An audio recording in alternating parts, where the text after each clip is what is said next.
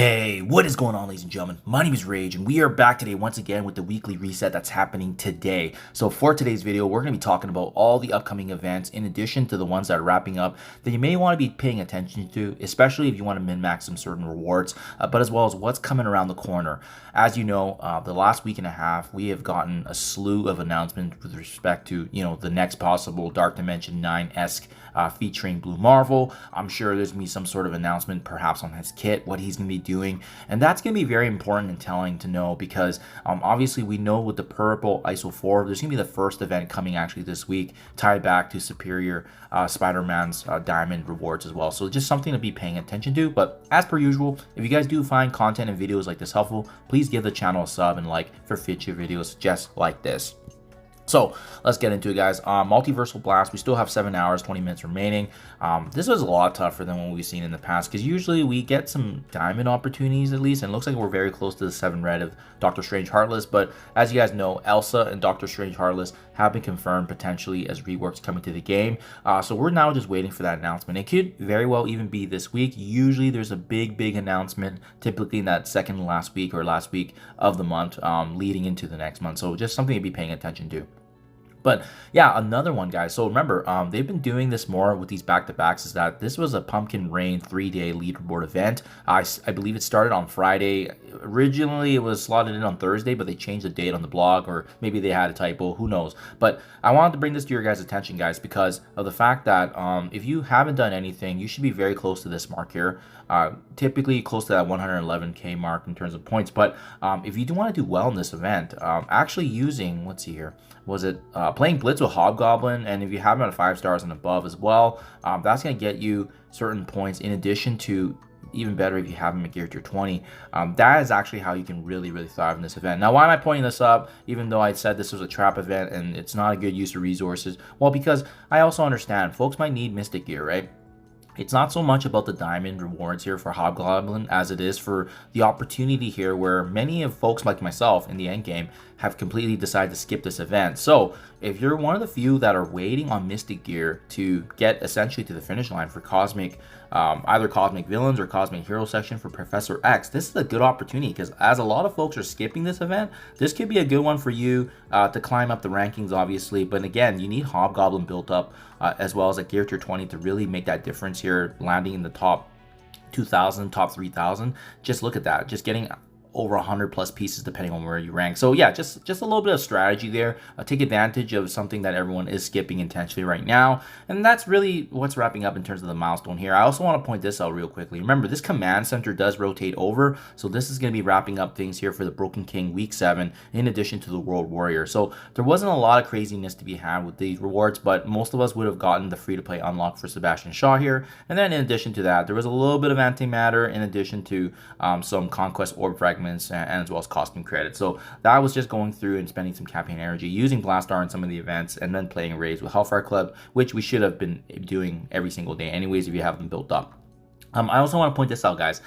This World Warrior, not a lot here, but there was some opportunities for more antimatter. I've definitely been saving that up because we just don't really know if there's going to be some more avenues of ISO8 Purple 4 coming from that respect. So I'm just being mindful of that in addition to farming character shards like Scorpion. And we also expect Hobgoblin to be joining the game as well later this week. So as you can see, just playing Cosmic Crucible. So in case you haven't wrapped that up, that's going to be an opportunity to make sure you maximize. And then War was already over from last week in addition to the Gear Tier 20 characters there.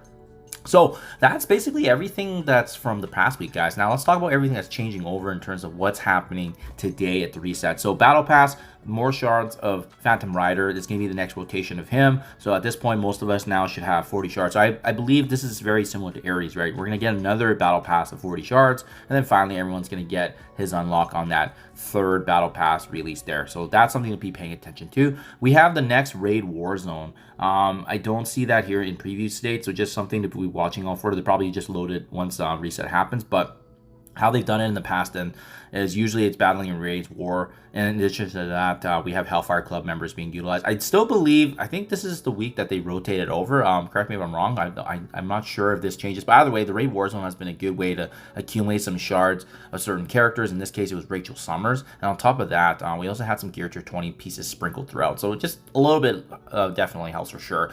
We have, what's exciting though, is there's going to be a new Danger Room. So not in preview state right now, but there is going to be a new Danger Room featuring Sinister 6 today, so be on the lookout for that, guys. I'll try to get some content out as soon as I can. Usually these Danger Rooms have been probably some of the funnest content I've had in quite some time, next to the Scourges when you're going through it. So yeah, super fun stuff. I hope it's going to be a decent balance between challenging and as well obviously meaningful rewards, so that way you want to push it as well.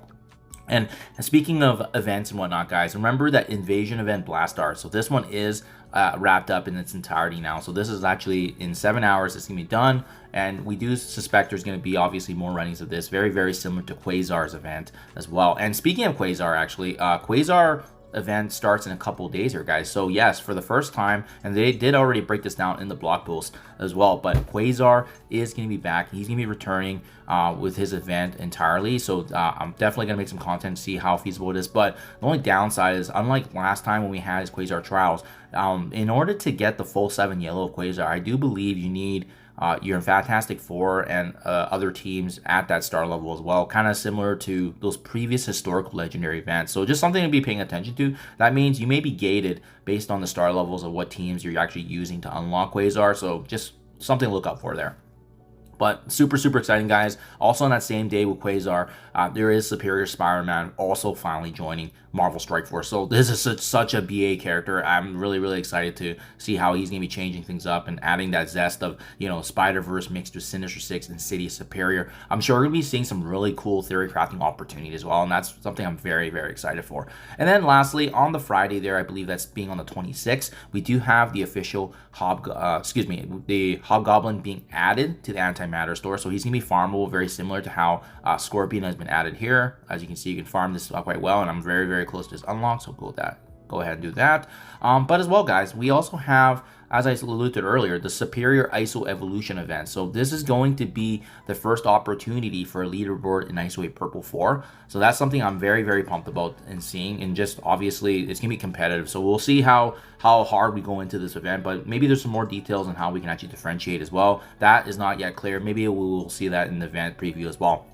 And then aside from that, just quality of life changes. So with respect to Thunderbolts, you know, they're respectively actually going to be farmable. So Hyperion's going, oh, sorry, not farmable. Hyperion's moving from the Spotlight Raid Orb to the War Store. And then now we have Accursed members actually being farmable. So we have Hood going to the Raid Store. We have Halvarine going to the Hard Nexus 1-9, Satana going to the Spotlight Raid. So there's going to be an opportunity now to get them all the way up to 7 yellow stars based on the free-to-play avenues that we have.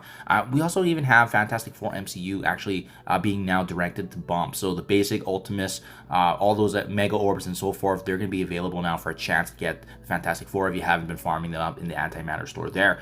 I think that basically concludes everything from a farmability standpoint there, guys. So there you have it. That is it in a nutshell. I do believe that's all the events are coming up in terms of what we are expecting, but do let me know, guys, if I missed anything below. And don't forget, there's always new announcements coming around too. We might even hear a new team coming, so be on the lookout for that. We'll definitely keep you guys up to date as much as we can.